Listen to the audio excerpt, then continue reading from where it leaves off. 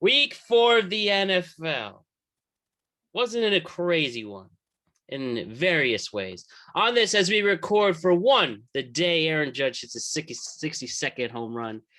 And that's all baseball we have for today. So congratulations, Aaron. But for the NFL, where we saw an injury that might change everything, where we saw a team fighting to stay undefeated, where we see these prominent franchises who were killing it for 2 decades start 1-3.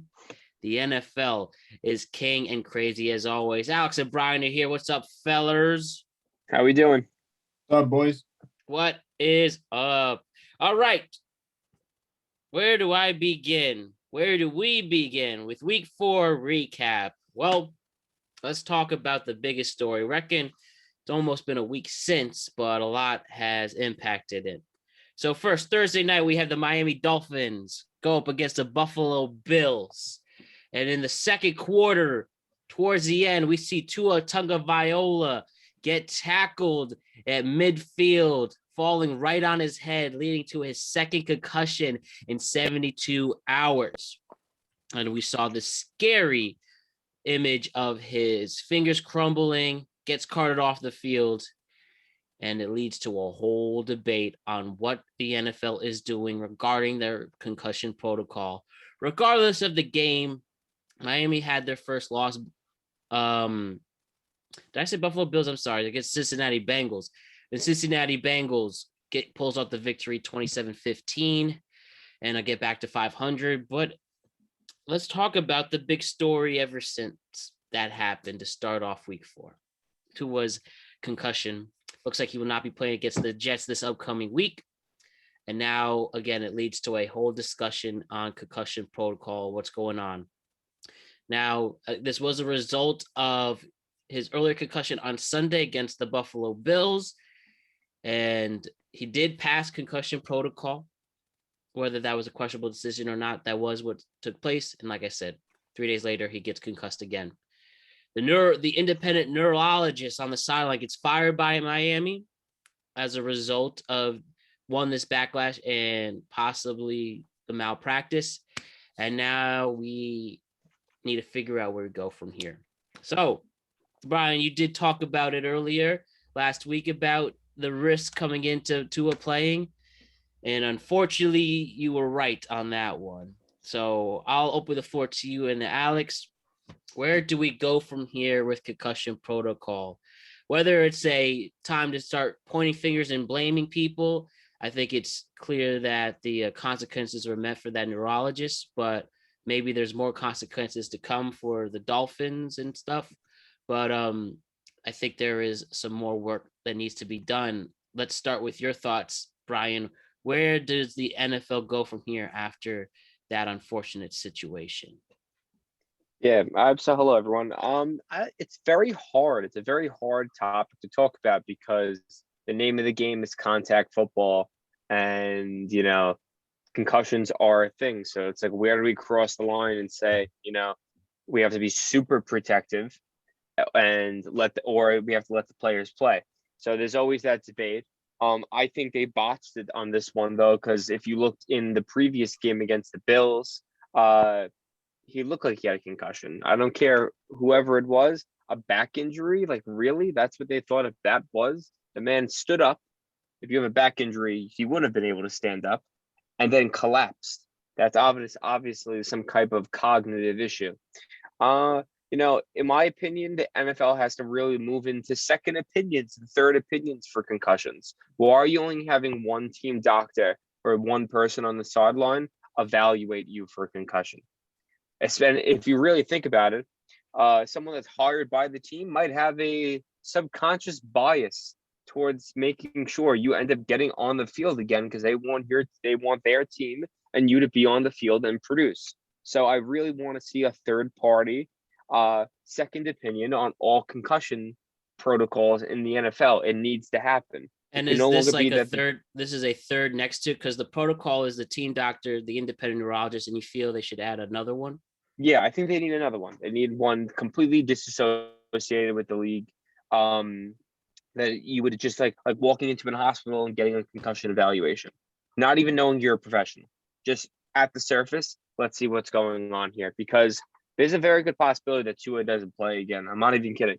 Like, he wants to play again, but this guy's going to be out for at least 3 weeks, 4 weeks. And the guy who, I forget the doctor's name, he just put on Instagram, though, who discovered CTA.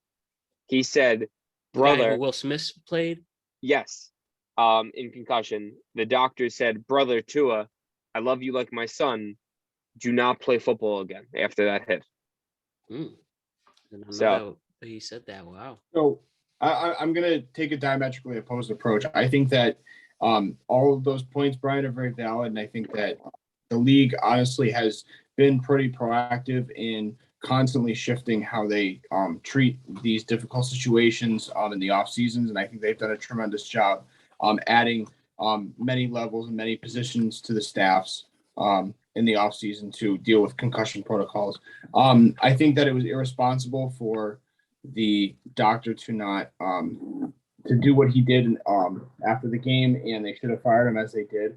But I really abstain against a top-down approach to the league, adding a third level to this process by which teams look at these players and assess them after injury. We know that Tua, along with people like Andrew Luck, are situations where, and Luke Kuechly for that matter, a lot of recurring injuries play into the particular player's role, their lifestyle, their body physique, and their past experiences. We knew that his injury history was a problem coming out of Bama, coming into the league, and the team, the Miami Dolphins, as an organization, had to have some kind of buyers beware and remorse maybe in the rear view because of the situation that they're in. But that's a team-to-team decision, and I don't think that adding a top-down mechanism as a proxy for this process is really a really good use of both the league's time and money and the resources allocated to each particular team. So I just think that it should be more of a team-to-team decision. And I think, for the record, that that's really what a lot of these scouts and recruits and these draft-related positions in each organization, this is why they're paid a lot of money as well, too. I agree with you. There's only one issue with me and concussions, is that there is no let me work out my neck more, I'm not going to get concussions. That's not how that works. So it's like, even in scouting and a buyer's beware, it's a concussion. It could happen at any moment. It's football. The guy could literally fall down and get a concussion and hit his head the wrong way. So it's a little hard to gauge on the susceptibleness of concussions. Maybe that will be in the future with science and technology, seeing someone and going, oh, well, based on, the size of your head and the distance between your skull and your actual brain and the membrane, you have a 75% chance to get a concussion from this hit. So maybe eventually we could be able to gauge like that. But I feel like right now we just need more time is a benefit in concussions. Yes. Oh, no, I was just going to say, before we move on, I wanted to bring up two other points that were really worth noting, too. There was a big issue, and of course it was just related to Antonio Brown at the time, but I know it was a sticking issue with Brady as well, when when the league actually imposed all the modifications and the mandates for new helmets across the league a few years ago. I knew that was a big point, and definitely not something worth revisiting from a top-down approach. I think for the league, I think in retrospect, I think a lot of these teams should have probably taken the protocol they felt was necessary to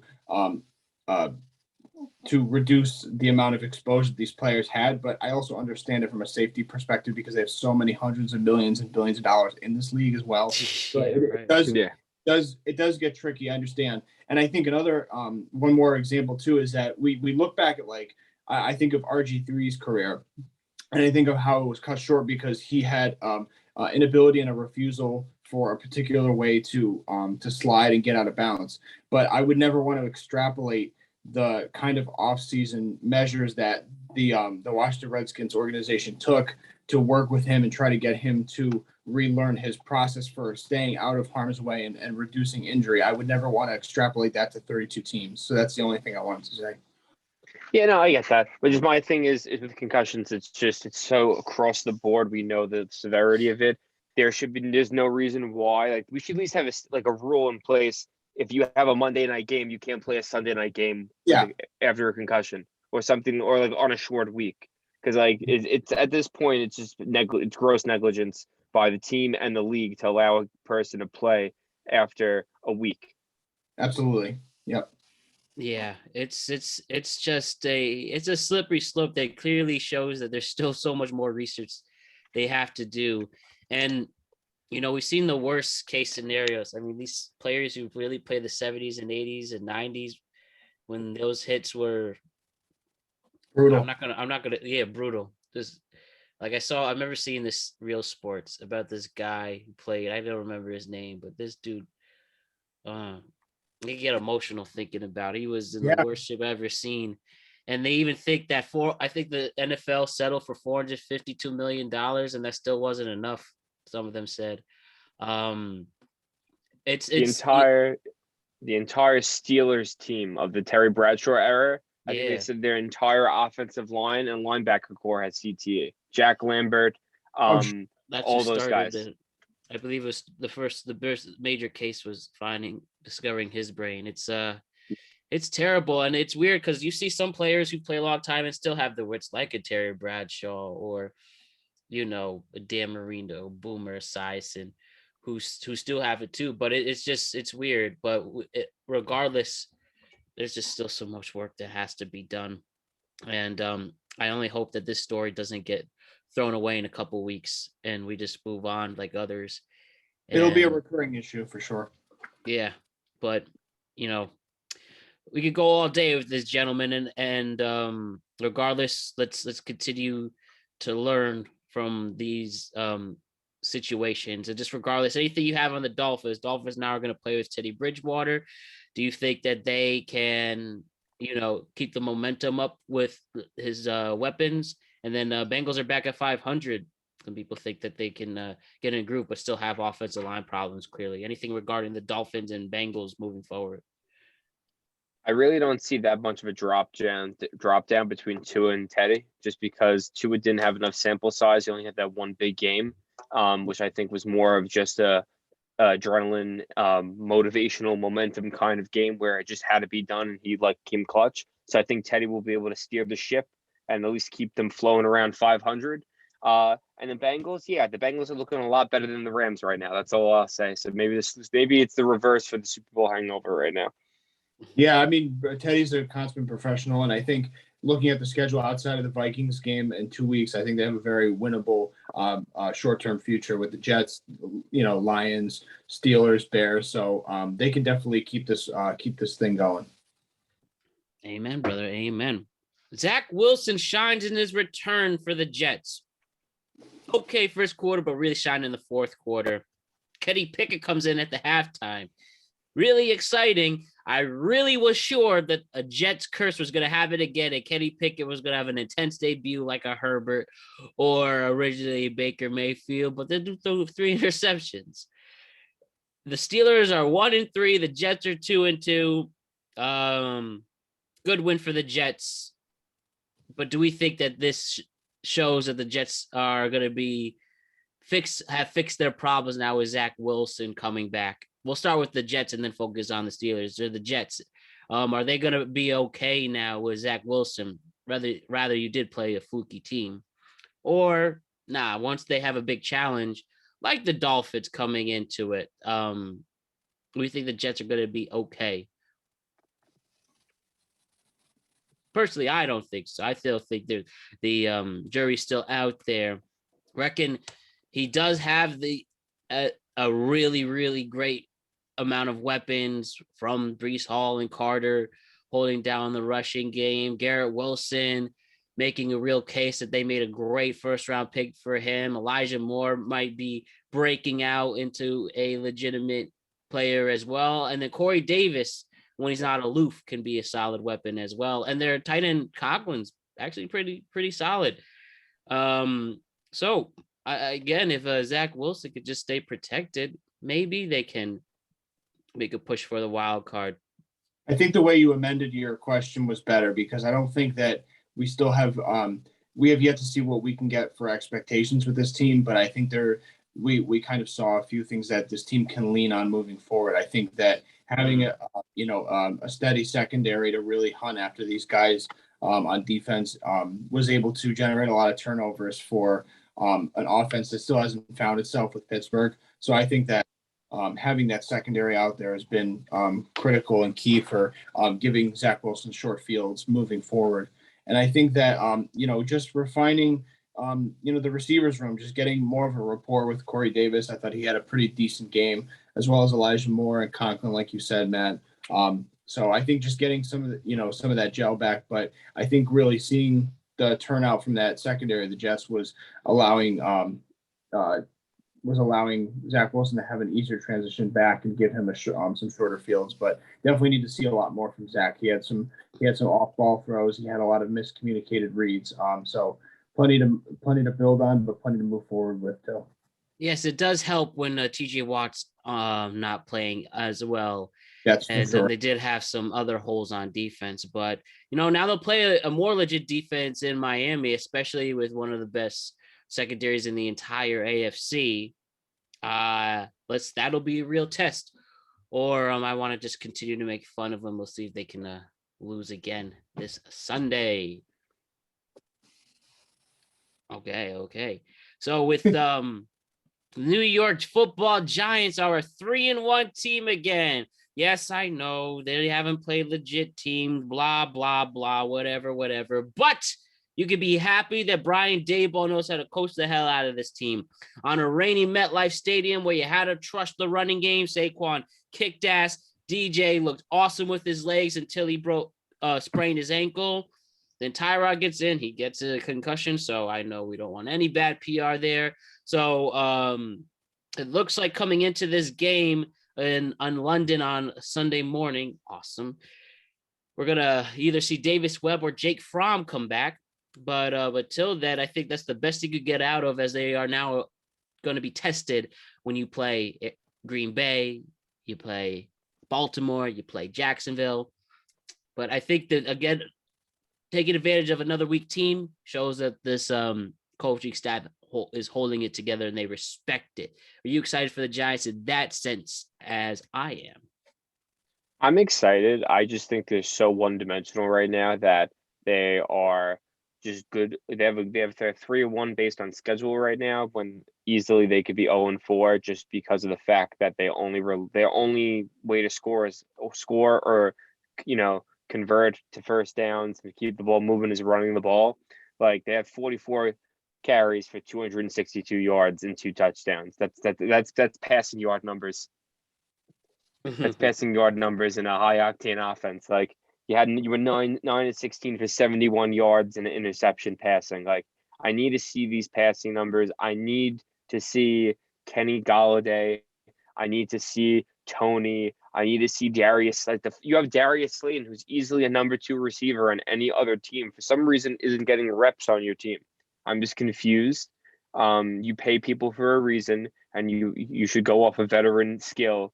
You need veterans getting the opportunity to actually go down the field, get some separation, and open it up for Daniel Jones. I think would help him out a lot. When he comes back. That's your weakness. That's really is. The defense looks good. It's just the receiving core and the connection between Jones or Tyrod or whoever it is and the receivers just isn't there. And that's my only worry with this coaching staff right now is, when are we going to make adjustments in-house to get this fixed? My answer, I don't think they'll honestly wait till next year. Ride it out if they can.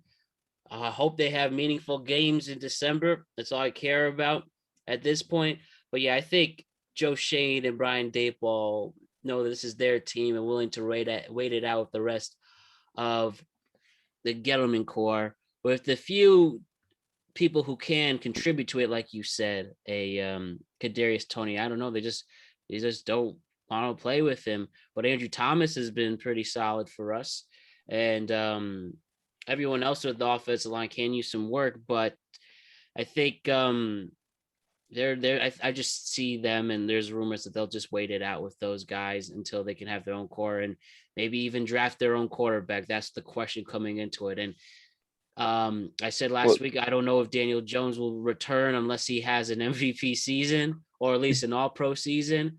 But another issue he's had is staying on the field, and this ankle injury doesn't help his case. You were saying?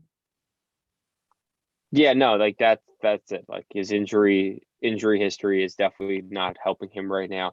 But if they are gonna wait for the regime, maybe in my eyes, it might be good to just start cleaning the slate and doing some trades. Like you do have a lot of there's a lot of teams that need serviceable receivers in the league right now. So like you could probably call up Tennessee and get rid of Slayton or Tony for a late round pick just to get some assets right now to help that regime out. Because if you're not doing anything, like you're 3-1 right now. But we're not winning the Super Bowl. Guys your goal isn't the Super Bowl this year. Let's call it the way it is. Let's clean some house. If you want to pay Saquon, either that or like trade him to like the Bills and just get yourself a ton of assets. Like you could do a lot right now and rebuild. I feel like with this roster, like they don't click all together, but you could sell them apart to make other cars. It's like a chop shop. Cut them up and make some other cars work. Saquon's leading the league in rushing yards at the moment. You get a solid second-round pick for that. You're saying, Alex?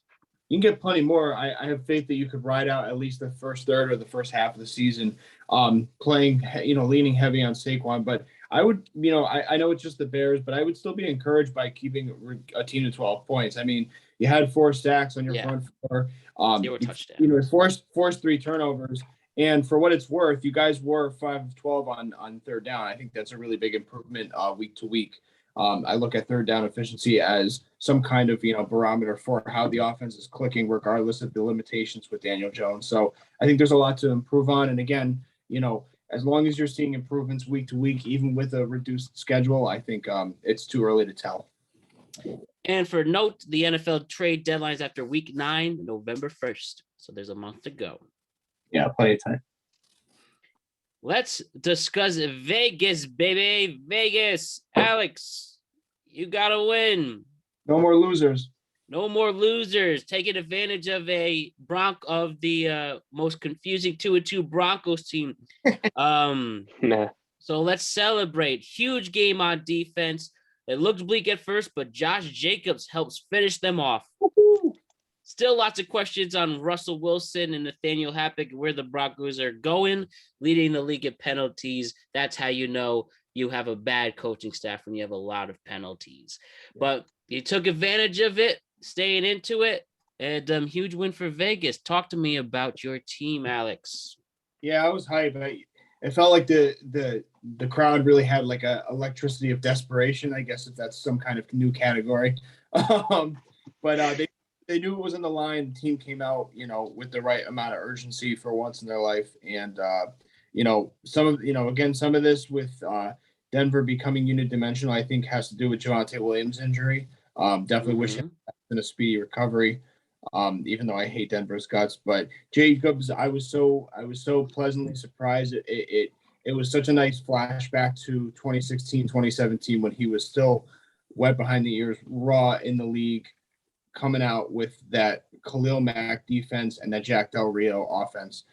He really was like a huge spark and a big reawakening for this offense. And I was pleasantly surprised to see how that offense held up. The Raiders only had 25 penalty yards for the entire game. They played a really clean game, which shows that the offensive line is not getting beat on their front four, not holding. And I know that Denver has a really solid defense, top to bottom. I like what I saw with Devontae. He had a really solid game as well, 9 for 100 yards. And this is kind of the route that I want McDaniels to approach the offense with Carr. Just not get overwhelmed, settle down, lean on the run game, take the holes where you can get them, and then play action with Devontae and Renfrow and Waller in the secondary. So I liked a lot of what I saw, and the jury's still out on Denver, so that's for sure. All right, okay.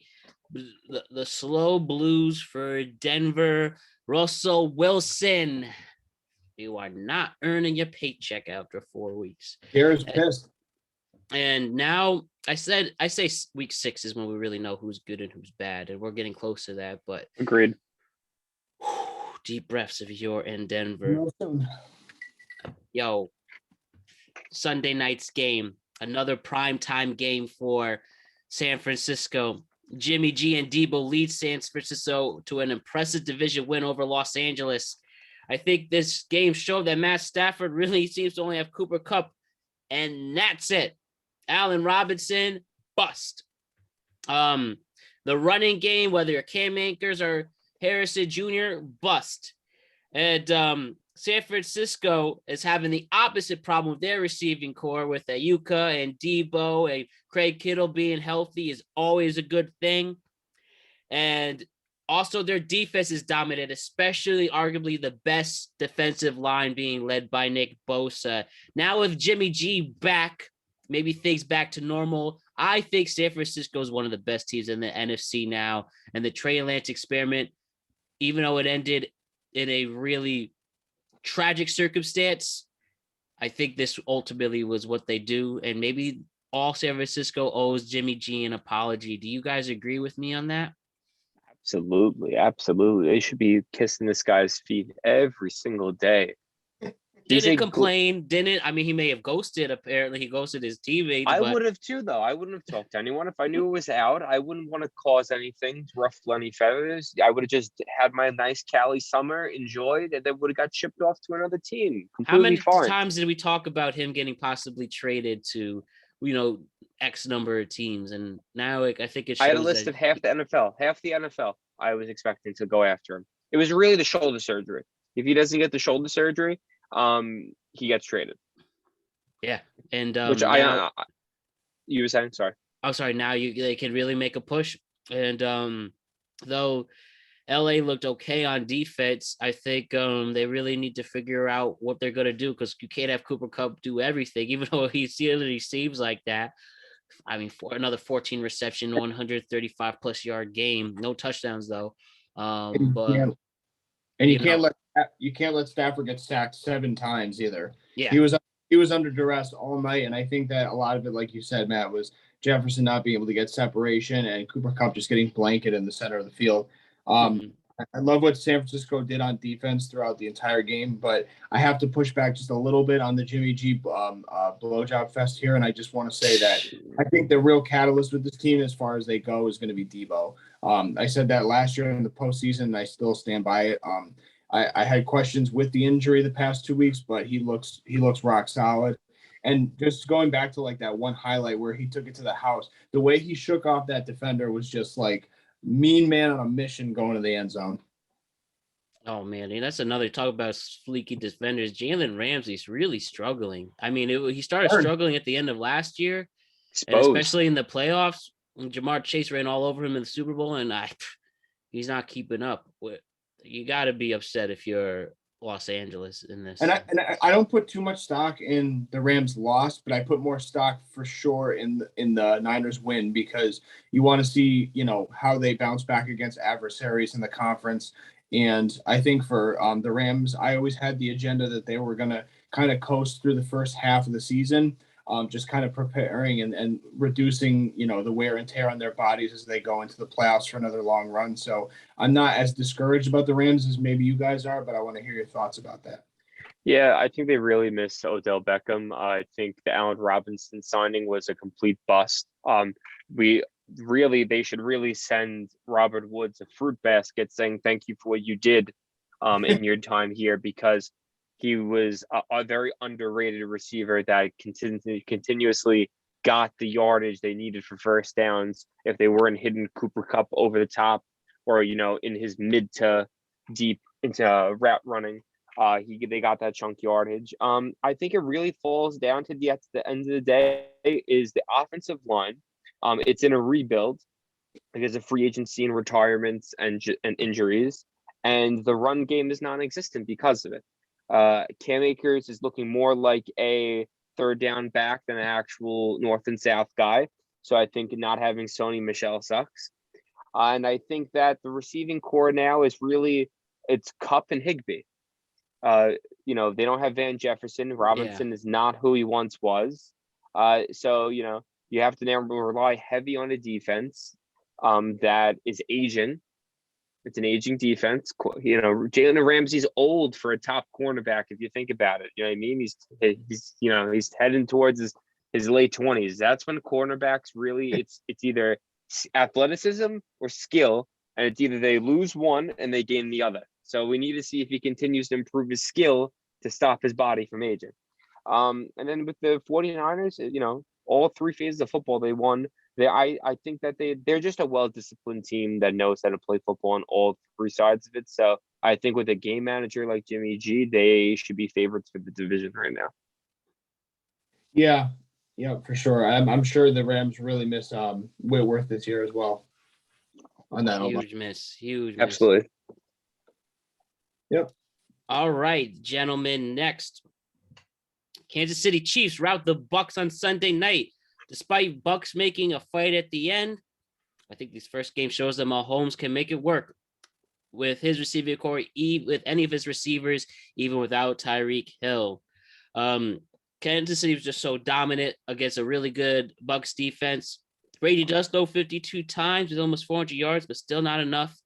And it does come out that Tom Brady is having major off the field issues. Allegedly, that him and his wife Gisele Bündchen are hiring divorce lawyers. Isn't reported that someone filed for a divorce, so that's a weird report. But regardless, that is definitely something to discuss with this. But before we get into the gossip, let's focus on the football part of this first. First, the Chiefs. Oh man, Patrick Mahomes. Kudos to you. You made it really good, and like I said, against a good Buck defense on the road. That's something to pay attention to. Do you guys think the same? I think that the team is clicking finally, and the receivers are getting they're clicking. Like the whole offense is just starting to click. I could say click, click, click. That's all they're doing. Especially with Kelsey playing. When Kelsey has a good game, you have a good chance of winning it. The one loss they had against Colts, he didn't show up, and almost lost in that loss against Los Angeles Chargers. So that's something to keep on. Didn't mean to interrupt, but you were saying.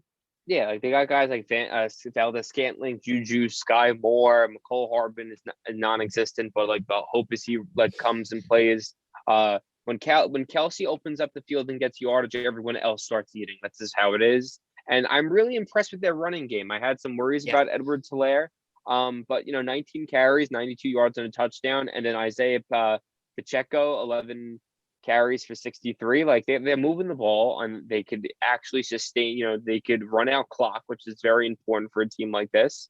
And then with the Buccaneers, it's a hard game. I think they played well. They came back towards the end, which was nice to see. Mike Evans had a good game. As people get healthier, they're going to get better and better. The receiving core is at full health right now. I think at the end of the day, this is just one of those teams that is going to coast a little bit around 500 for the first half of the season while they figure out their identity and Tom Brady figures out what he actually wants to do with his life at the age of 45. And once that becomes apparent, then I think they're going to, take off from there. Yeah, I think there was a lot of encouraging things from Kansas City. The dominating the run game, 189 to literally 3 yards, has been tremendously concerning for Tampa. But I'll leave that for the moment. And Kansas City, just blowing up the run game. And they also dominated time of possession, which we haven't brought up yet. They're down 12-17, exceptional on Mahomes' part. He was just ridiculous all night. For me, what really concerns me with Tampa that I didn't expect this early on in the season is that you can't have Brady throwing 52 times, and you can't have a non-existent run game. So they're going to have to revamp things. I think they should probably spend more time with Bryan Leftwich, mixing up some of the play call, because even if you don't plan to have a balanced run game attack, you have to mix it up, and you have to throw some psyops out there. So at least keep the defense honest. So whether you're running Lenny or Rachaad White, you got to mix some things up. And I think that this offense could be a little more gelling. But I think that all the off-field issues with Tom is actually going to improve him. I think it's just going to get him fired up and more pissed. And as long as he has Mike Evans and Godwin, I think he'll be okay. Do you hold any truth to these reports, or do you think people are just looking to more gossips and paparazzi shit stirring? I don't know. It must suck to it must really suck to try to play your full season and more people are throwing down your throats. Your marriage issues. You have Antonio Brown, which, you know, that's already enough of a joke, posted about your wife, and then all this and that and the other. Zach Wilson, people saying Zach Wilson's gonna bag that Pete Davidson's coming in there. It's not fair, but I think Tom Brady seems to be the one guy. At least this could really prove that he's not fazed by such BS like that, and he'll show another reason why he's the GOAT. And just a win on this particular game against Atlanta would be a huge step for him, who have some good momentum going ahead, you know? I'll say this. Go ahead. I'll say this. Hey, don't break promises to your wife. This is what happens. You get in trouble. home life, you played it how many years now? You could have just hung out with the kids, decided not to, and now he's having problems, and it could affect the team. It's I could easily see him waking up one day and saying, listen, I have to call it a career. My wife is about to divorce me. That's one thing I wonder. Would he really call it a career in the middle of a season to save his marriage? No, this is like the watershed moment with Jordan where he just needed an extra, just a freaking drop of juice just to get him fired up and pissed again. I think he's wired the exact same way for a reason. And I think that his hesitancy to retire and then come back to the game, it probably pissed Giselle off where it was the last straw, at least for as far as we know. But also furthermore, this was like the boost, the turbo engine that he needed switched on. I think that he's so hyper focused and hyper motivated with all the sacrifices in his diet and all the money he spends on his body. Like, I think he's poised for a real stretch here where he's going to overcome a lot of shit with this offense and its shortcomings. But I also think that they could probably string off a whole ton of wins. Yeah. All right. Next up, Rodgers has a bad start, but he's able to beat the Patriots at Lambeau, trying to show that his new weapons could be legit, whether it's Dobbs or Lazard. Good game for the defense. And now after a third string quarterback, they're getting this dude Zappy in there. I think this game really shows that the Patriots are really having a taste of their own medicine. What goes around really comes around. And they are in last place in week 4. I'm taking this one first because I'm going to hold Mr. Matt Brown to the carpet right now. This All right, dude let's do it. had to go to overtime to beat a third-string rookie quarterback with no semblance of an offense and no game to speak of. And he went 21 of 35 with a pick and was overthrowing and underthrowing guys all night long.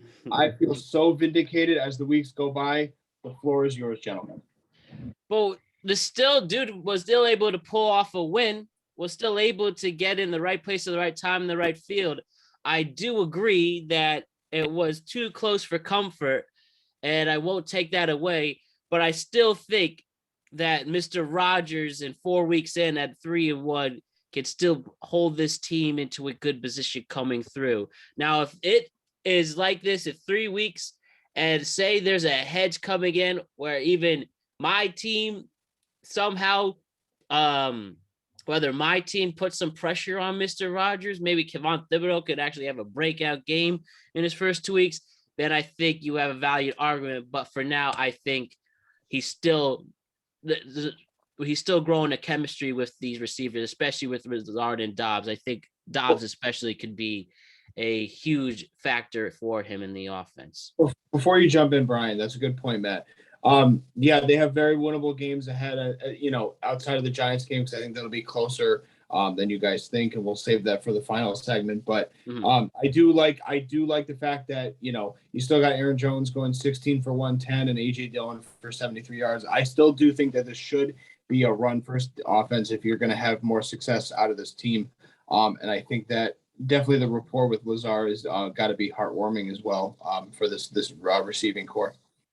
That's a good point too. Maybe if that is the hump, especially in the playoffs, let's focus more on the running game, assuming they're healthy in January, then that might be one of the most genius things to point out coming into this game. Instead of having Rodgers running it, throwing his heart out, let's go to the ground game. What movie, whatever sports movie cliches, they completely change what makes them great to give them the big win. That could be a case there. Maybe. I still think that their biggest test is like they have a ridiculously easy schedule this year. Yeah. And in my opinion, their real test is week 10 against my Cowboys, because by then that offense should be clicking. And if they do not do well against Dallas's defense, which is, in my opinion, the number one defense in the league right now, just based on what they're doing is ridiculous. Them and the Eagles are probably, number 1 and 2, depending on what you're looking at. If they don't click against, say again? Right. Yeah, Buffalo's hurt though. They're in Buffalo's fool's gold right now. Buffalo's entire secondary is damaged. Dallas is completely healthy right now, minus one guy right now, and even with their depth, they're still playing great. If they don't clip by Dallas, they're in trouble. That's my breaking point for them, because after that they go Tennessee, Philadelphia, Chicago, Rams, Miami, Minnesota, Detroit. Like they're gonna get in some tough spots by then. Philly's hard. Tennessee will be hard. Well, I think that home game in Detroit in 3 weeks will actually be tougher than people think. But I also think that Buffalo is going to wipe them in at home in Buffalo. So Philly stays undefeated after being down 14-0 against Jacksonville at one point. Huge game for AJ Brown and Miles Saunders. It seems to be really clicking for that Eagles offense, and maybe on the brink of a really good Eagles defense. I think they're good, not great. And that's the one thing that they need to go over the hump to really believe that this is a legit undefeated. This could be a legit number 1 team in the NFC. Definitely give them credit for going 0-4. I don't know if they're a dominant or favorite just yet. That defense still needs to be more. That defense still needs to really close in and limit the yardage they give up, especially in the air. That's a problem for them. But got to give them kudos. That team looks really good. Jalen Hurts might show that he's a legit quarterback in this league.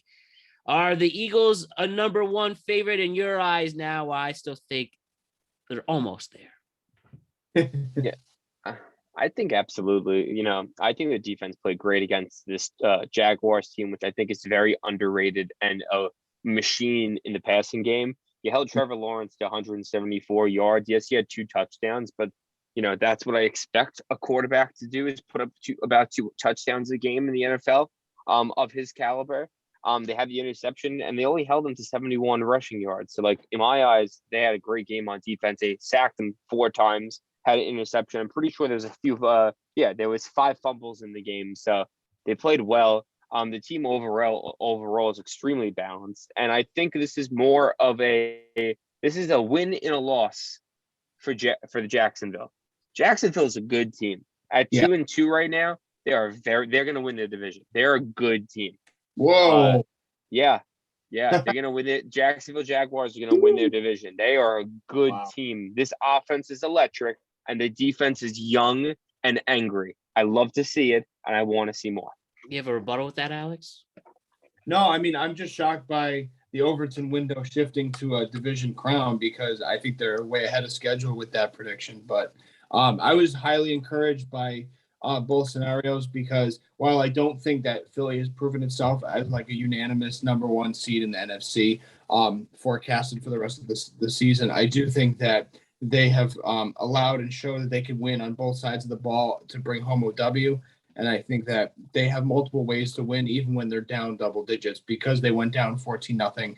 They didn't get away from the run game. They relied on Jalen Hurts in certain situations to not be too pressured by the moment. And I think that with Jacksonville, it's a win, wrapped up within a loss, like Bryan said, because I think they did a tremendous amount of things. They showed a lot of heart and a lot of grit, and they played a fairly clean game. They didn't have a ton of penalty yards. Trevor Lawrence had 2 touchdowns. That was pretty impressive. And, they had a pretty even distribution with the run and pass game. So I like a lot of what I have to see there. Cooper Rush stays undefeated.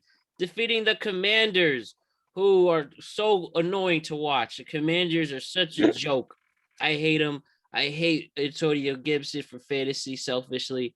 But yeah, as Washington continues to have their problems, does the quarterback now have a quarterback problem? Let's throw it off to the Cowboys fan. Bryan, talk to me about your Dallas Cowboys.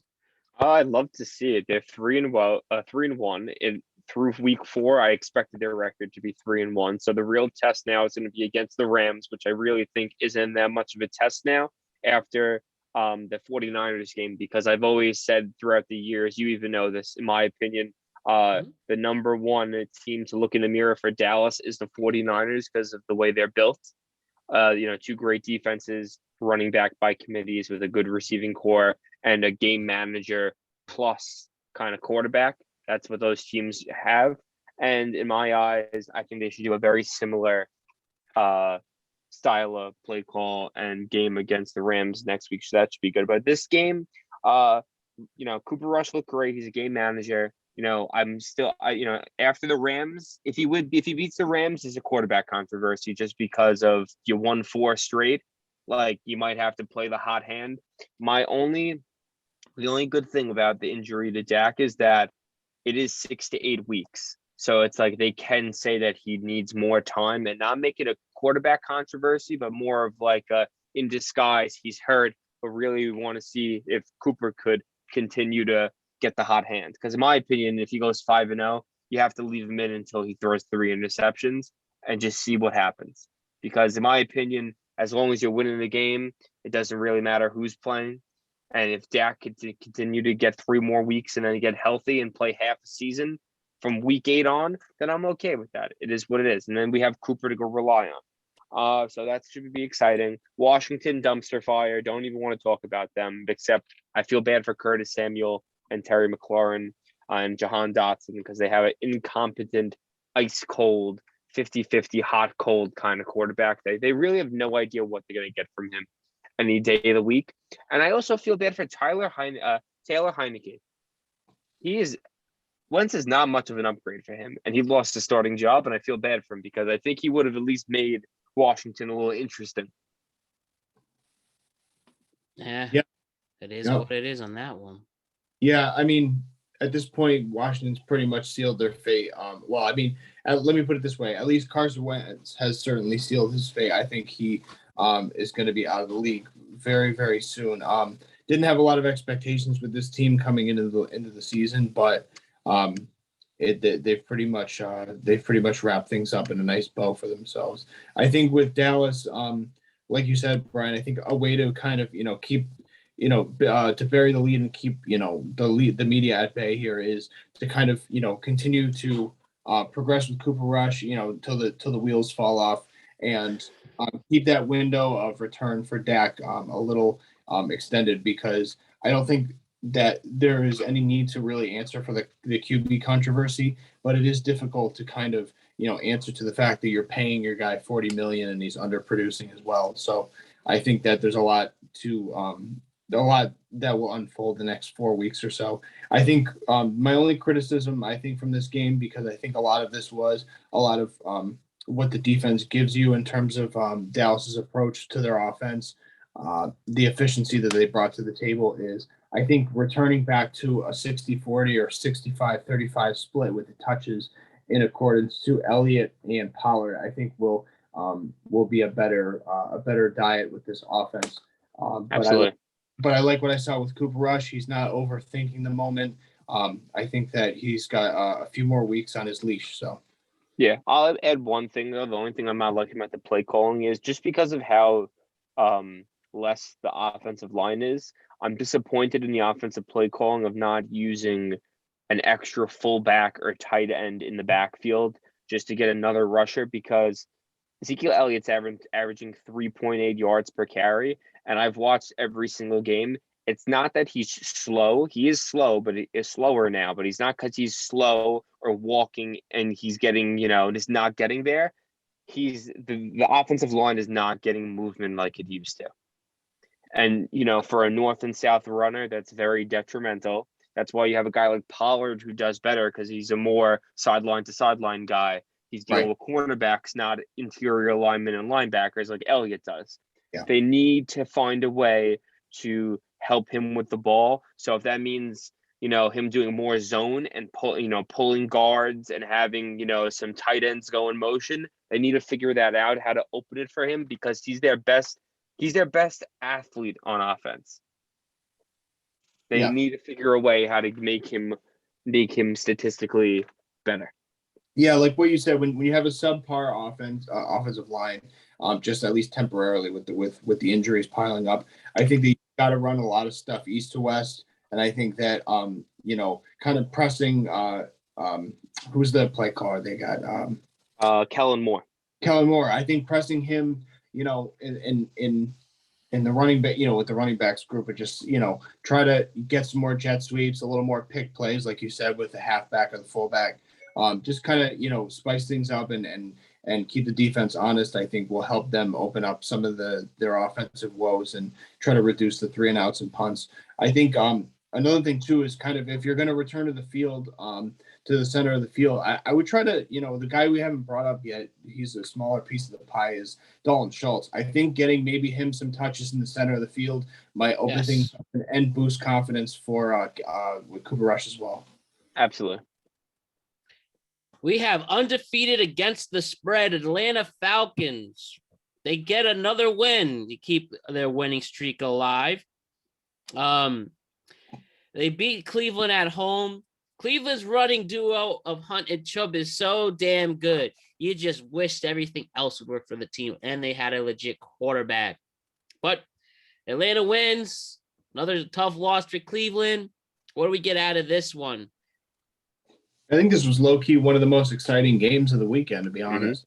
It was obviously on nobody's radar besides the local fans, but Chubb was sensational and as usual, and I thought that Jacoby Brissett, for outside of the one interception, I thought he actually played a phenomenal game. It was crazy to see how things transpired. I think what really turned the tides was the first quarter fumble with Cleveland, and as the game went on, towards this end of the second quarter before the half, not converting on that touchdown really set them back, and it felt like it changed the energy in the stadium in Atlanta's favor. So I think outside of those tide shifts, I think that this was a really more competitive game than it was set on paper, and I thought that look, Atlanta, as long as they keep things entertaining and exciting, and you show improvement week to week with Arthur Smith and Kyle Pitts and some of the core nucleus they have with their young players.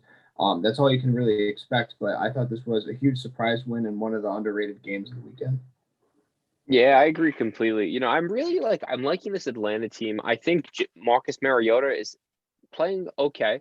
I think he can play better. I think that might just be a product of the offensive line and situations he gets in because of the defense. He has to bail them out a lot when they're behind. But this offense looks really good. I would love to see another year with them based on the first 4 games after the season. If it continues this way, I would love to see them run it back just because of if they're exciting. Patterson's going to come back in 4 games because of that knee injury. Like they got something here in Atlanta. And then with the Browns, I'm very, I think on offense they did good. I think it comes down to the defense. You're missing Clowney and Garrett, which sucks. And the secondary is supposed to be all this, rookie contract, potential first-round pick players that they've drafted, like Greedy Williams and Denzel Ward. Like, where are you? Yeah. Where are you? That's the question. Yeah, because that offense for Atlanta was limited, but so you would kind of expect them to be kind of headhunting all over the field in the secondary. But I think the reason that this game was so dynamic and back and forth was because these teams, two teams particularly, had 2 different sets of expectations going into the season, but they're really playing with house money, and they're able to try a lot of things and spread the ball on offense and try some things out on defense. So I think that because of that, those circumstances with these 2 teams, that was why it was such an exciting game. Jefferson comes back to form for Minnesota. They get back in a groove in London. A double doink creates an L for the Saints. Bringing in Andy Dalton, nothing seems to change. Nola has another tough loss for them. And I really thought they could possibly be a playoff team at one point in my head. And I don't know. Their quarterback identity crisis clearly is really affecting them. But Minnesota stays 3-1. Kirk Cousins just needs to win in prime time, and you have something really going for them and a good game for the Minnesota defense. So, what do you get out, especially with New Orleans? Is it time to panic for New Orleans first? We'll focus on that. I don't think it's time to panic. I was very realistic with this team in the preseason. I really don't think it's a quarterback problem. I just think that they're overall a subpar roster. Just because of the offensive line with injuries, and they lost Teron Armstead to the Dolphins. That sucked. Alvin Kamara is injury prone. Mark Ingram's 150 years old. And Latavius Murray, who they brought up from the practice squad, is now picked up by the Broncos to be the replacement for Javonte Williams. So we now have Taysom Hill and Mark Ingram, depending on when Kamara gets back. That's not doing you any good service. And when it comes to receiving core, the rookie and is doing great. But, Jarvis Landry just needs more touches, in my opinion. 2 catches for 7 yards, and he was only targeted twice is an issue. And, the defense is overrated right now just because of the secondary. They're just not playing well. They should have kept C.J. Gardner-Johnson. I don't know what they were thinking. But it comes down to, I think, the defense is overrated. But we're also got to give credit to the Vikings. They're a great offense. So This is just one of those games where, you put up 25 points, but your defense held a team that could easily score 40 points to 28. It happens. It didn't go your way. That's the name of the game. Jefferson and Thielen, kudos to them. 1-2 duo. Love to see it. Love to see the chemistry. Kirk Cousins, I want to see play better, but we'll see what happens. Yeah, it's tough. Just to piggyback off that, Bryan, it's tough to watch a team, with a backup quarterback to start and having the injuries decimate your offensive side of the ball. I think that the reason that I was kind of contingent on a 7-10 win, a 7-10 team for output for New Orleans this year was because we really didn't know what we were going to get with their offense and with Jameis Winston. And I think that really, rears its ugly head with, the absence of Michael Thomas. I personally expected a little more out of Jarvis Landry coming into the offseason to kind of step into that number 2 role and eventually elevate to the number 1, if Michael Thomas was to get injured again for some reason. But that really hasn't materialized. And I think that is a big part of their offensive woes as well. The other thing we hadn't really mentioned was the penalties really decimated them. They had 10 penalties for 102 yards, which really hamstrung them throughout the game, even though they were able to keep, within field goal range for an overtime game. But I think that in the short term, they're going to continue their slide as long as Dalton is their starter, just until Jameis comes back, because I don't think that this team with Dennis Allen trusts Taysom Hill, regardless of how long he's been in the system. And I think that until that's very telling. You would think that if Sean Payton trusted it at one point, they don't want to try with Dalton or Winston. I mean, they're doing it their way with them, and it's not working. And it's even more. Sorry, you go. Oh, sorry. I had one little last thing. Yeah. What makes it even a compounding issue even further is because the fact that you have Kamara out. So you're already a one-dimensional offense, and you can't really rely like you could in recent years past to dominate on the defensive side of the ball, because now you have Dennis Allen elevated to calling the shots across the entire coaching staff and not just focusing on what he's best at. So I think that in all 3 phases, they're really hurting like they never have been. And I think that's why you're seeing a drop off in production with this team. What I was just going to add to it, if you really think about it, Andy Dalton played a very good game. He had a QBR of 60 and a quarterback rating of 108.6, 20 or 28, 236 and a touchdown. He's doing the job. At the end of the day, it just comes down to the fact that they don't have the breakaway plays and the first down, third and short conversions that you get from Kamara and a younger Mark Ingram duo. That is the issue. You can't stretch the field because you don't have a downfield threat, and you don't have a quarterback that can bring it there. And I think, again, if they're not going to mitigate some of the correctional errors with the penalties, they're just upsetting themselves moving forward. I think those 102 yards worth of penalties really, really hurt them. I think eventually Chris Olave, the first round pick, could be that guy. And he has broke out in a couple of games, but still they're not getting it to him, and he still has a ways to go there. And they did make a push towards the end, made that big play to get him in field goal range, but a double doink is the worst. Wow, we did a solid 5 minutes on New Orleans. Very what? And I said it wasn't for a hurricane. No, it wasn't. Very, very quick. Very, very quick. A solid 2-minute break for football. I just, Aaron, like I said at the top of the show, Aaron Judge hit 62. Amazing. And we'll talk about that with MLB postseason pod. But if you've seen the home run, guys, that this guy jumps off the ledge and it's 10 rows behind him. The guy, he hit it straight to a guy and he caught it, a VP of a hedge fund, because he definitely needs the money. But I just can't. I'm dying at the kid who jumps off the ledge to try to catch it. Wow. Would you have done that? Oh yeah, I would have punched someone in the face with that ball. Yeah, but it was nowhere close. It looks like he literally just sent it just to send it, and that's just hilarious. I'm sorry, I just had to share that. Hopefully, that VP of a hedge fund that's worth $197 million gives it back to him. Just want to put that out. Hell, the Yankees can pay for it. Oh man, just give it back. give it back to him. But like I said, MLB coverage coming up soon throughout the week. All right, back to football. Let's talk about trash Baker Mayfield. Doesn't look good against the Cardinals. Very bad second half. Christian McCaffrey, people wonder if he was even going to play. He doesn't show up on the rushing side. Did play well receiving. But Matt Rule, I think he's on the hot seat for Carolina.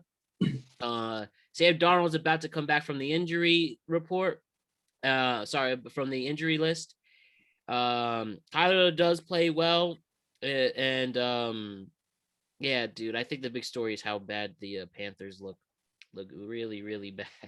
They're so bad. They're just terrible. I feel bad. You know what I really feel bad about? This offense has weapons. Yeah. And it's a real conversation to be had when Darnold comes back from IR, if you have to start him just to get a little change of pace. Because at this rate, they should just trade DJ Moore, Robbie Anderson, and Laviska Shenault to like a team like Green Bay that needs a receiver right now, just to add it, just to get assets, because it's just sad. Baker Mayfield's a bum. I just, Is he have a done? QBR of 7.4.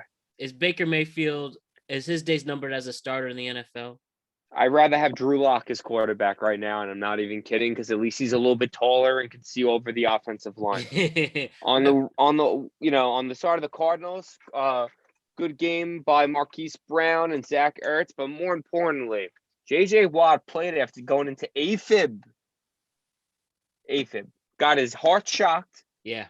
And went back to practice and played a good week. And he played a good game. Kudos to him. But he also has a baby on the way, so he got a little emotional in the press conference because he thought he was going to be in severe trouble. So I hope his health is back to the way it was. And, in a very boring waste of a time game. We have criticized the Cardinals team. And do you think after this game that criticism's still valid or not? I think they're still valid. Mm-hmm. It beat the Panthers. Yeah, I think. Well, I think with Arizona, again, if you're resetting expectations, I had them backdooring into the last wild card spot. And I think they can still do that by virtue of their schedule.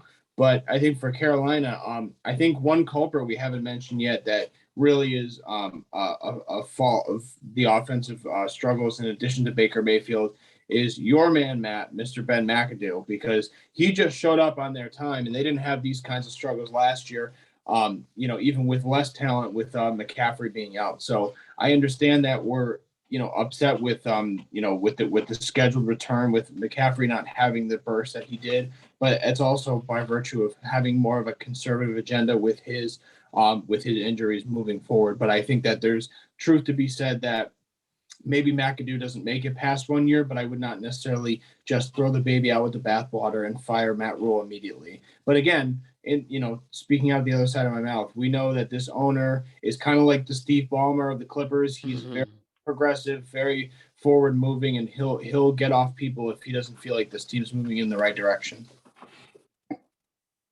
All right. Buffalo has a nail-biting victory over the Ravens. I think it's the first tough game for Lamar Jackson, yet he still played well. Buffalo stays good, even though with their injury problems. Do we feel this dominant team that we talked about at the beginning, that they're just going through the blues and they just need their solid defensive assets back? Or do we think that they're just fine? We'll start with that, and then we'll focus on Baltimore. I think Buffalo's in trouble. You do. I think Buffalo's in trouble. I think that I don't know. I think it's crazy. They put up a good statistical game. Josh Allen had an okay game, but I just don't like the fact that, Gabe Davis is not getting the targets he needs. What happened? After week 1, he was dope, and then, now it seems like they're going to Isaiah Moore. McKenzie, he's hurt now. He's hurt now. Jameson Crowder broke his ankle. He's going to be done. So now they have Dawson Knox, who's an overpaid tight end, and they have Stephon Diggs. And I want to see. I hope Gabe Davis isn't a fluke, but Josh Allen had the most rushing yards. They don't have a running game. It's a problem I see, and the defense is not the way they once were, just because of injuries right now. So I think they could be in trouble in the next few games. They're going to be. What I mean in trouble, I don't mean they're not going to make the playoffs. I just mean it's going to be a lot harder for them in the next few games. I would say 5 weeks to really be their true selves. And the issue with Buffalo always is the mental side of games, because they're constantly getting themselves psyched out throughout the years with the 4 falls of Buffalo, constantly not be able to get past the Chiefs in the playoffs and whatnot. So, I think there's some problems right now with them psychologically. They're in a little funk, and I want to see them get out of it. Yeah, I mean, I'm not going to put too much stock in the woes that Buffalo had. I agree with you that there is definitely some concern, especially with our expectations being, possibly the AFC representative in the Super Bowl. But I think that I just think that, this is week 4. Baltimore's a great team. I think they're a resilient team, and we got to remember that they're coming off the heels of a really tough loss against Miami. So you knew that they had a lot to prove at home. So when you factor in that context with the adversary that Buffalo's facing on the road, bad weather, I think a resilient come from behind win is probably more of a plus than it is a negative. But I also understand the concerns, and I want to delineate the two concerns, because I think there's definitely a more justified concern with the health over the span of a full season with this roster than there actually is with the offense and defense clicking. I think that throughout the season, I think that this team can continue to gel and get back on track with the balance in 3 phases of the football. But I think that definitely injuries are a concern, and I think that, maybe Josh Allen, shifting the game plan away from Isaiah McKenzie temporarily due to the injury and being questionable, I think could be part of could be kind of a defect.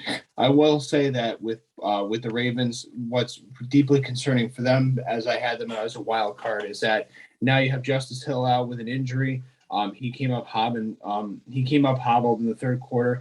And what the hell happened to Mark Andrews? 2 receptions for 15 yards. He got totally taken out of the game. So I think that recentering the offensive structure in the secondary and making that second level about Mark Andrews as the focal point of that offense is really going to get them back on track. And Rashad Bateman's out. Yep. Yeah. So I think there's, just to wrap it up, long story short, I think that two things can be true with Buffalo. We can have concerns with the injuries and the stagnation of the seasons thus far.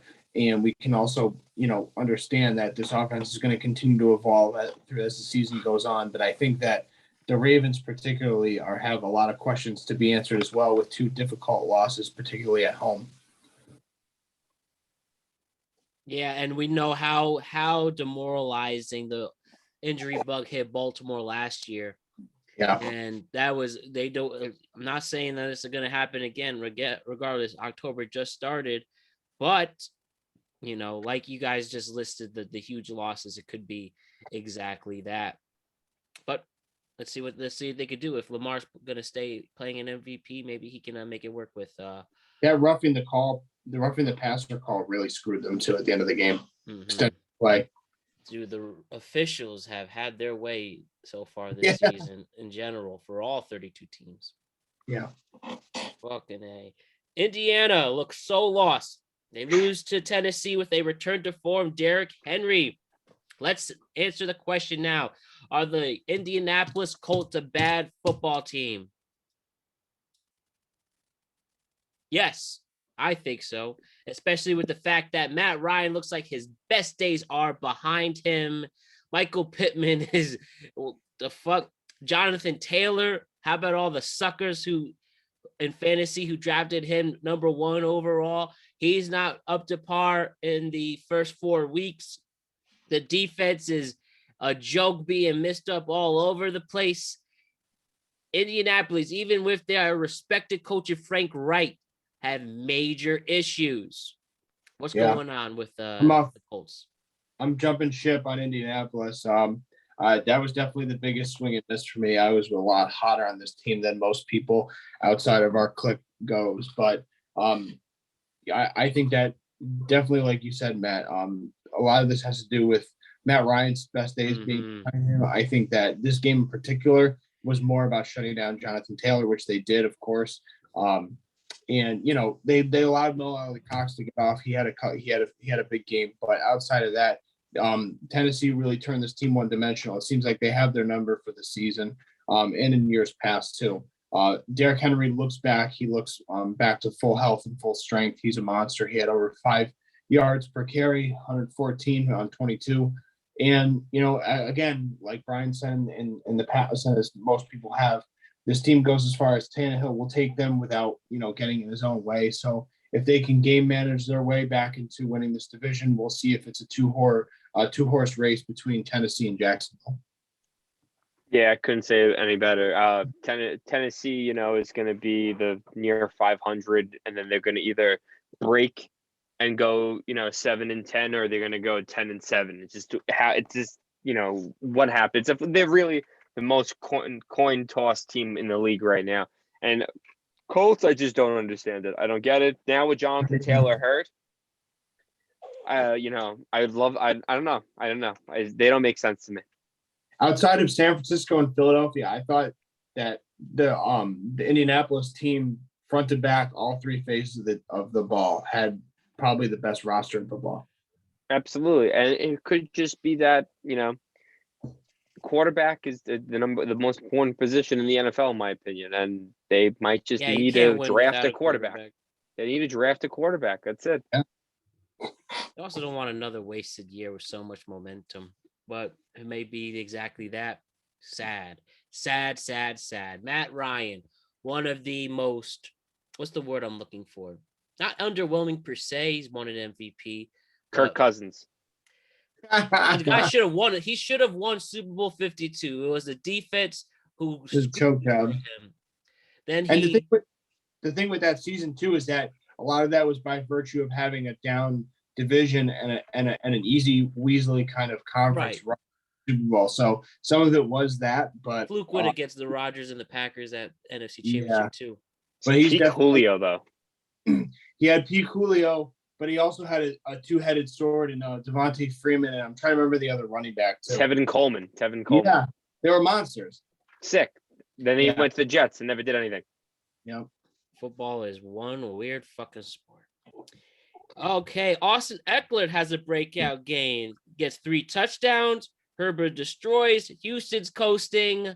I thought that they were going to upset. I was clearly wrong, but I think now that Houston is just, like I said, they're just coasting. What could I say? They're this Davis Mills shows promise, but everything else, especially the running game, is really weird. We have Rex Chapman as the guy who seems to be making more noise than anyone, and that's barely any.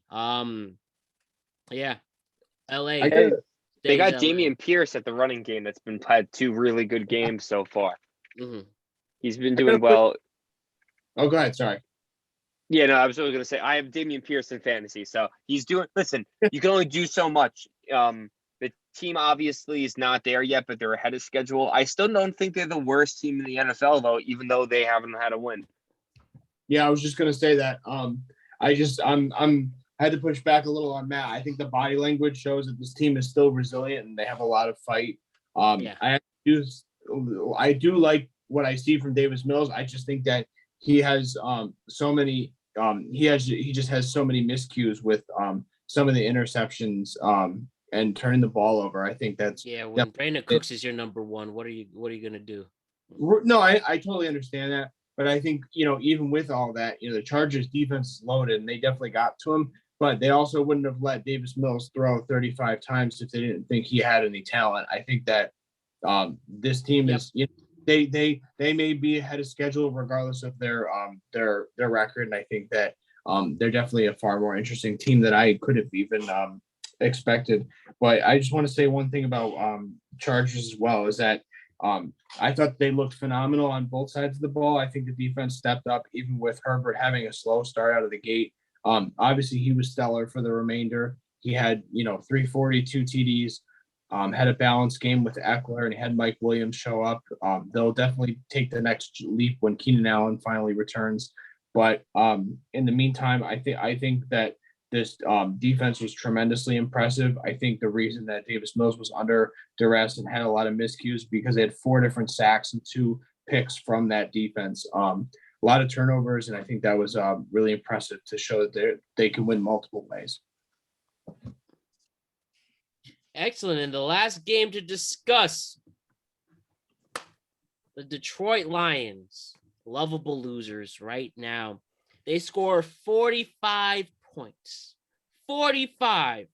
And that's not enough. To Geno Smith, who has a game of his ages, and Rashad Penny, another stellar game. But while Detroit has an amazing offense, absolutely amazing, and they still score with Amon St. Brown out as well.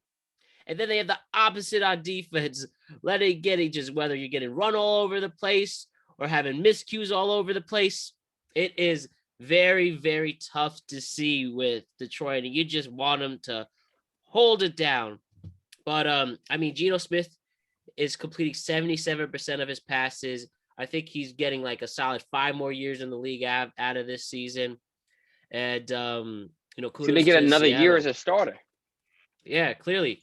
Yeah, but I think the real story is that I think we love as a NFL fan base society, we love Dan Campbell so much that he's getting so many passes for these very tough losses. And do you guys feel the same way? It's a real mystery figuring out this Lions team. If they could just stop offenses from shitting on them on defense. I'm a firm believer in a coach can only go so far. They got a bad defense, not because of scheme. They just don't have good players on their team. On defense. It's okay. They got except Okuda, the number Jeff 1 Okuda. pick. Yeah, the cornerback. Besides the cornerback and Hutchinson at defensive end, you got another 9 guys as scrubs. I'm sorry. They're low budget players. They pick them up just to fill some spots. They're not good. It's a high octane offense with not some big players on defense. They need a draft and they need to get better. But they're ahead of schedule. Like Dan Campbell has to manage personalities right now until the GM can get him the players he needs. So that's why he's going to get the pass. But Jared Goff, I have to say, people thought they were going to send Jared Goff to Siberia, is in words of Detroit. The man's 3rd in the NFL in passing yards, number 1 in touchdowns, only 3 interceptions, and he's 8th in QBR.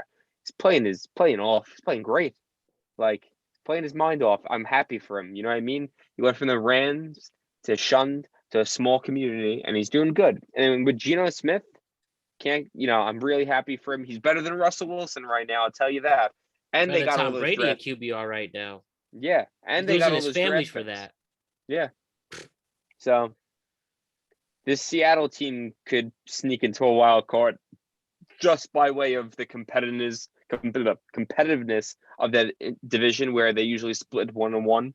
So I think they might be able to win some games and make like a wild card at the 7th seed. So we'll see what happens.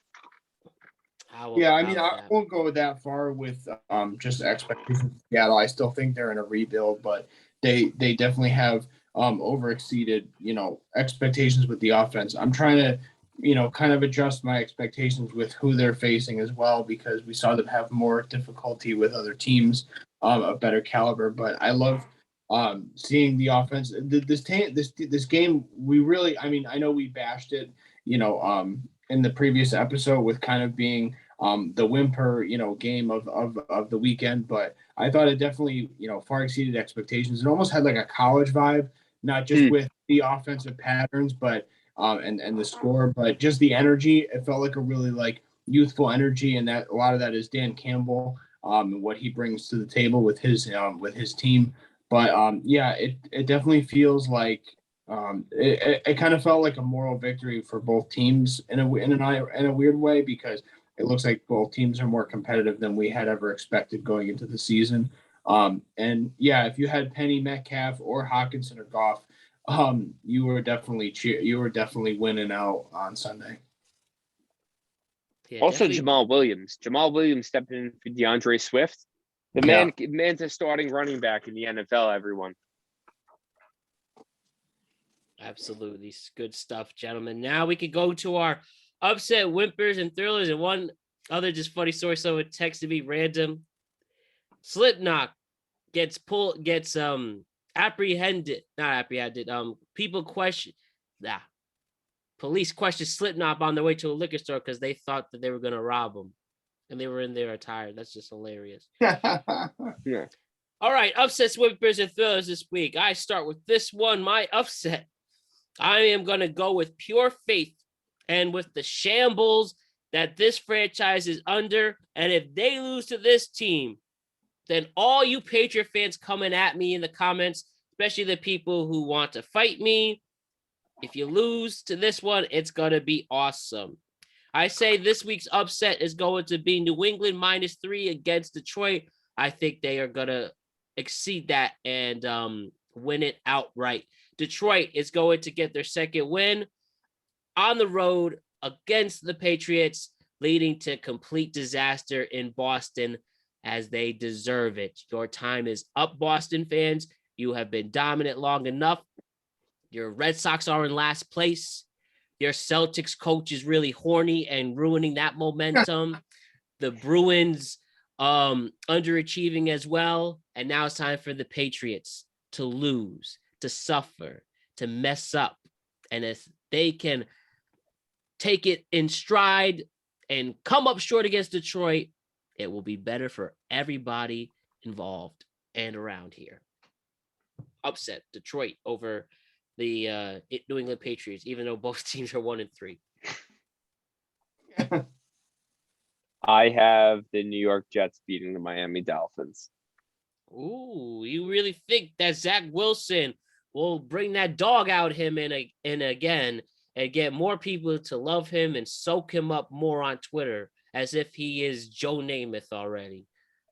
I just think that they're a very high octane offense, the Jets, and they have a lot of potential in that regard. And the Miami defense is actually really bad in the passing game the last few games, and they get exploited a lot. Xavier Howard is not playing up to what he usually does. So I think it will be a high scoring game. And I just think that the Tua lag to Bridgewater will be just enough to make it a close game where I think the Jets will win by a field goal. Yeah, I know. I totally agree with Bryan, because they were originally my upset pick as well. And I think that it's because the Jets definitely showed a lot of resiliency in that Pittsburgh game on the road.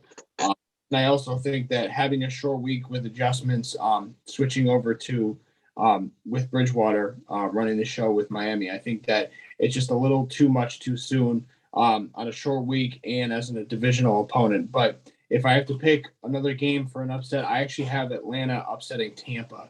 I think that is another divisional game that could get really hairy. And I think that Tampa has a lot of shit to figure out, not only just the run game with a really resilient Atlanta defense, but also a lot of questions surrounding their second receiver in their unit. Yeah, and for those, though, the spreads are -3 for Miami and against the Jets, and -8.5 against for Tampa, for Atlanta at home. And yeah, I was actually thinking of picking that as well. But I just feel with Tom Brady, who's had such a storied in the sense that been all over the place with this league, that if there's anybody who can overcome the possibility of him getting divorced in his 22nd season, he would be the one. And if he doesn't, then that shows that maybe he's a little more human than we think. The whimper this week for me, I think it's a great coincidence that the two most underachieving NFL teams after 5 weeks or after 4 weeks are playing each other in week 5. Indianapolis versus Denver is going to suck. I mean, geez, two veteran quarterbacks on new teams who haven't been helping those teams over the hump. We'll see if they battle it out in a weird, boring matchup now. And the spread on this one at the moment is excuse me just 1 second as I find it right here. The spread. Well, you see something for a second and then it disappeared. On Thursday night, the Denver is -3 points. And yeah, I think it's gonna suck. And it'd be nice for me, for selfish reasons, on a fantasy team, that Russell Wilson finally has a breakout game. I wouldn't even be surprised if that doesn't happen. Thursday night, you can miss it, but I'll still watch it anyways. For my whimper, I have a little twist. San Francisco, Carolina. I think San Francisco is going to beat the brakes off of Carolina so bad that it will be a whimper, because you're going to feel bad for the actual demoralization of human beings on the Carolina Panthers. I think this game might be like a 40, like a 42-9 game. I think it's going to be that bad. I think this is personally the last game Baker Mayfield starts at quarterback. The only reason I would abstain from that pick, Bryan, is because I think West Coast teams have difficulty coming to the other coast for 1 o'clock games. Oh no, it's a 4 o'clock. My bad. 4 o'clock. My fault. Okay, I take that back. I'm gonna walk that back. So originally my turn of the week was Seattle, New Orleans, but I learned my lesson picking Seattle as a shitty game, because they're actually far more explosive than I could have imagined. But I'm gonna take Tennessee, Washington. I think both these teams are virtually unwatchable. And I mean that in the best sense for Tennessee and in the worst sense for Washington. I think Tennessee's actually a quality team, but there's nothing outside of Derrick Henry I have anything to desire in this team to watch. So I will say Tennessee, Washington. Good pick. The thriller this week, in my eyes, Cincy at Baltimore. I think this will be a even matchup on Sunday night. Baltimore is favored by 3 points. I think Joe Burrow could get his 3rd victory in a row, but I also think that Lamar Jackson can bounce back after another grueling loss under his belt. The 2 losses he's suffered could go either way. I think for two teams that really need this victory, like in the worst way to prove their legitimacy, despite Baltimore's injury issues, despite the offensive line issues for Cincy, this is exactly the type of matchup you need for a Sunday night. And it's going to be a close one, but I think Lamar Jackson will continue his mission to get a solid contract, and you should take the points, and they will win just by a field goal for Baltimore. All right, so I'm going to take a interesting take on my thriller. I'm taking Pittsburgh Buffalo, just because it's a thriller in the sense of we're going to see a full game from Kenny Pickett with a 1 week of getting starter reps and playing an injured Buffalo defense with those weapons on the Steelers. I think it's going to be a very close game. Really? Tomlin's a pro. I think, pro coach. I think he's good. I think he has the chance to do it. I think this game I think Pittsburgh could upset the Bills. Well, definitely record this and show off, Bryan, because at the moment I'm seeing right here, Buffalo is a 14-point favorite against Pittsburgh. And if they do it, You are a genius. And then I honestly hope, you know what, I would like that to work out for you. And I just want to see we'll see Pickett what play well. happens. I just want to see Pickett play well. I think this is Pickett, Josh Allen is a very good comparison of player, I feel, just in like where they were when they started playing quarterback in their first seasons, just based on the situation and the team that they went into. So I think it's a very similar situation for Pickett as Allen. So I want to see some competition. All right. Respected. You guys really picked. I blame Bryan because he painted me into the only corner I could possibly live in.